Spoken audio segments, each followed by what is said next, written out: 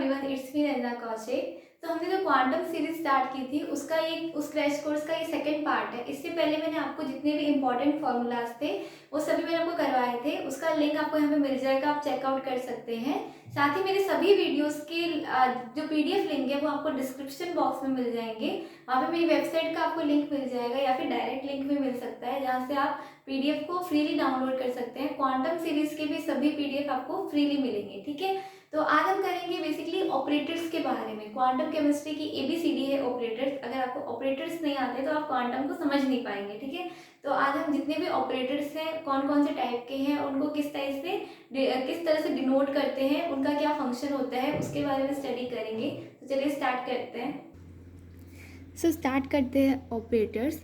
तो जैसा कि मैंने आपको कहा कि ऑपरेटर्स क्वांटम की एबीसीडी है। ऐसा क्यों? क्योंकि क्वांटम में बेसिकली आपको एक फंक्शन से दूसरे फंक्शन में कन्वर्जन आपको देखने को मिलता है। ठीक है, और ऑपरेटर्स ही वो मतलब एक तरह से ऑपरेट करते हैं कि एक फंक्शन को दूसरे फंक्शन में चेंज कर देते हैं। ठीक है, तो it's a mathematical entity that operate on a function and change it into a new function basically. ठीक है, तो अगर आपको एक फंक्शन से दूसरे फंक्शन में कन्वर्ट करना है तो आपको कोई ना कोई ऑपरेटर चाहिएगा। ठीक है, सो बेसिकली ऑपरेटर को इस तरह की एक कैप से डिनोट करते हैं। ठीक है, जैसे कि मान लो मेरा कोई भी ऑपरेटर है तो मैं उसके ऊपर क्या बनाऊंगी कि इट्स अ ऑपरेटर, तो मैं उसको उसके ऊपर एक कैप जरूर बनाऊंगी। ठीक है, तो it's the basically identification of an operator कि एक ऑपरेटर के ऊपर हमेशा आपको एक कैप देखने को मिलेगी। ठीक है, अब देखते हैं, अब इसकी कुछ प्रॉपर्टीज़ के बारे में पढ़ते हैं कि मतलब बेसिकली ऑपरेटर्स के कैरेक्टर्स क्या होते हैं। ठीक है, अब इतना स्पेशल ये काम करता है,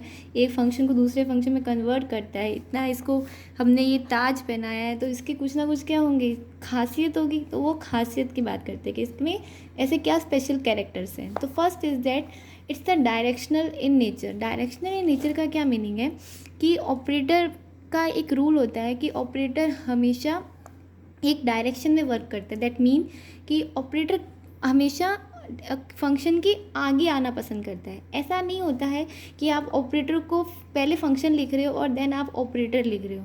ठीक है, ऑपरेटर का मान लो इसकी जिद है कि ये हमेशा आगे ही आएगा, इसको पीछे नहीं रहना है। ठीक है, कोई भी आपका फंक्शन है ना, जैसे कि मान लो जैसे कि अपन डिफ्रेंशिएशन करते हैं, वो भी क्या होते हैं, ऑपरेटर्स होते हैं। तो अपन कैसे लिखते हैं, d/dx और फिर अपन यहाँ पे लिखते हैं x की पावर n, ऐसे लिखते हैं ना।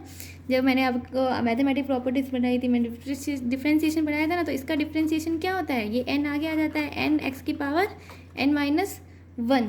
तो देखो यहाँ पे जो हमारा ऑपरेटर था, तो ये यहाँ पे ऑपरेटर क्या है, d/dx, इट्स एन ऑपरेटर। तो ये हमेशा क्या रहेगा, आगे रहेगा। ये आपका फंक्शन है x की पावर n और ये आपका ऑपरेटर है, तो ये हमेशा आगे रहता है। So it's a directional in a nature. ठीक है, समझ में आया।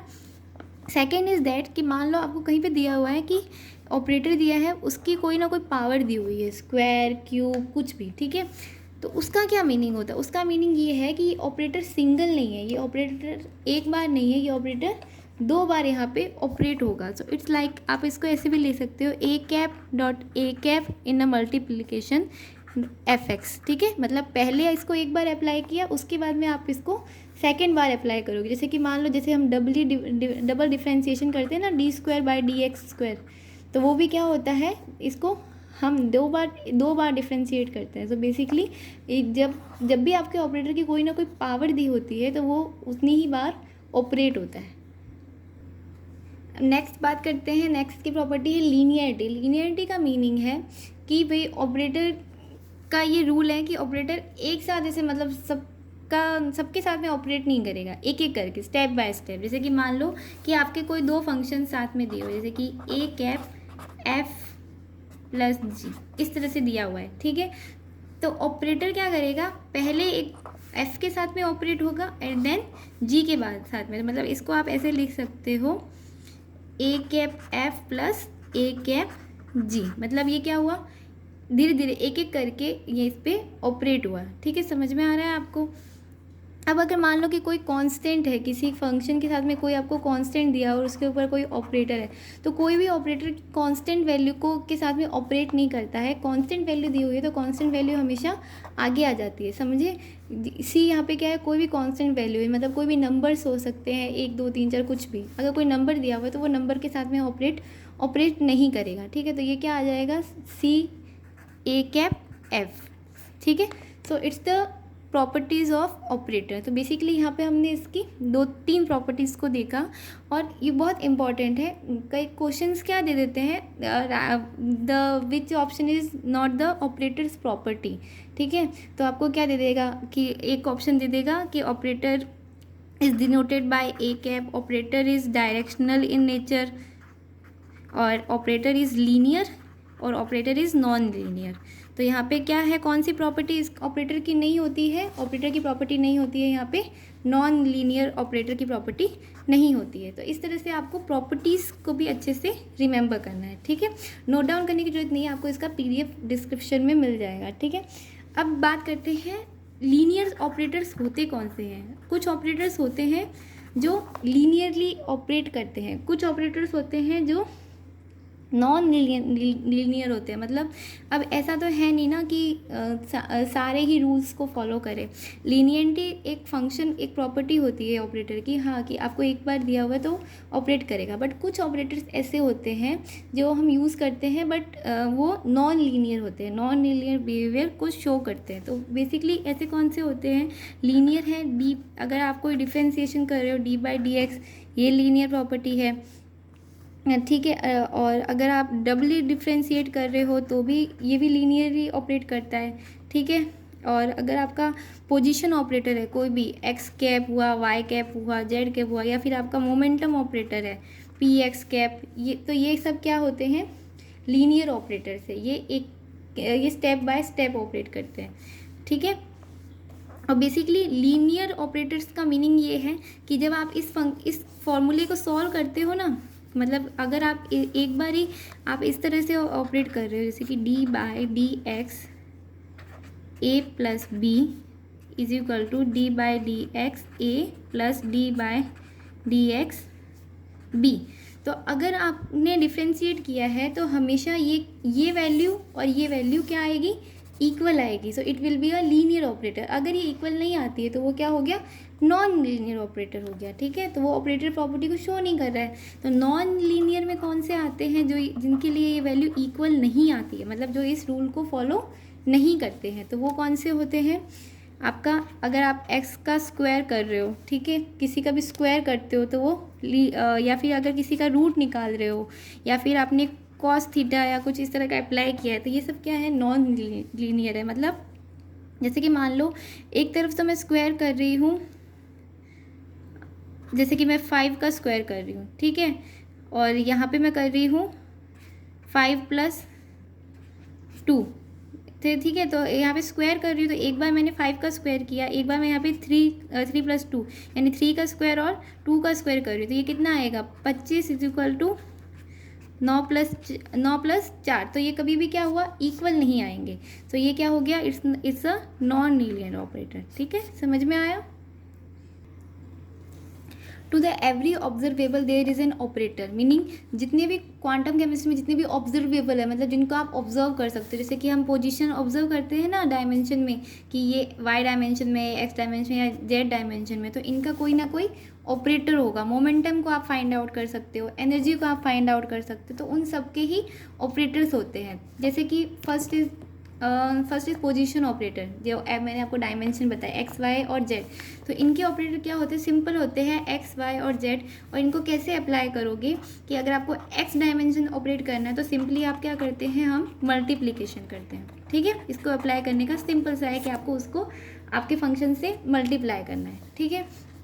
ऐसे ही y को z को भी मल्टीप्लाई करते हैं। Next is the momentum operator को हम डिनोट करते हैं p और उसके साथ में डायरेक्शन, मतलब मोमेंटम की भी एक डायरेक्शन होती है। अगर आपको पता होगा तो मोमेंटम की भी एक डायरेक्शनल प्रॉपर्टी होती है। अगर x डायमेंशन में मोमेंटम अप्लाई हो रहा है तो हम उसे बोलेंगे px, ठीक है। y में होगा तो pz।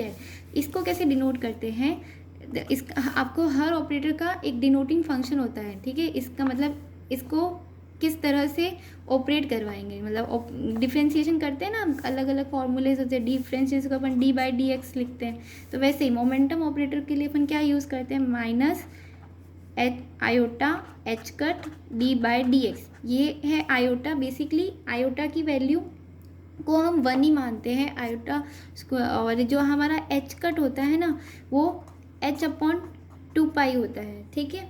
H cut is equal to h upon 2 pi, तो minus iota H cut D by D X, ये है हमारा momentum operator in the X dimension, ठीक है। वाई डायमेंशन में क्या होगा, minus iota H cut D by D Y, और इसी टाइप से minus iota H cut D by D Z, ठीक है। इसको अप्लाई कैसे करते हैं कि मेरा कोई भी फंक्शन है, मान लो एफ है, ठीक है, तो उसको अप्लाई कैसे करूँगी, पहले मैं करूँगी उसका डिफ्रेंसिएशन, ठीक है, और एक्स डायमेंशन के रेस्पेक्ट में या वाई या जेड के रेस्पेक्ट में, और उसके बाद में मैं क्या करूँगी, मल्टीप्लाई कर दूँगी उसको माइनस आयोटा एच कट से, ठीक है। इस तरह से हम इसको अप्लाई करते हैं।